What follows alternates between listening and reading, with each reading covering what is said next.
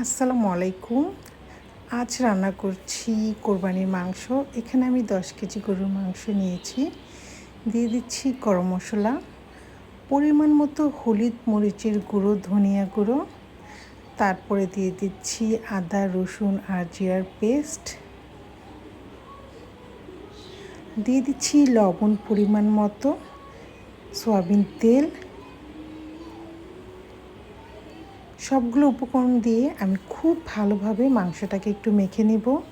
আর মেখে এইভাবে কিন্তু আপনারা কোরবানি ঈদের দিন জলদি মাংসটা বসাতে পারেন। আর খুব তাড়াতাড়ি কিন্তু গরুর মাংস হয়ে যায়, যার কারণে আমি এইভাবে মেখে বসিয়ে দিচ্ছি। এতে আমাদের ঝামেলাটা খুব কম হয়, কারণ ঈদের দিন অনেক বেশি কাজ থাকে। তো এখন আমি মেখে দিয়ে দিচ্ছি পেঁয়াজ, বেশ কিছুটা পেঁয়াজ দিচ্ছি।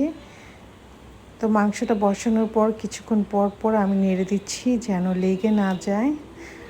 মাংসটা আমার অনেকটা কষানো হয়ে গেছে, অলমোস্ট আমার মাংসটা হয়ে গেছে। তো আজকের রেসিপিটা কেমন লাগলো?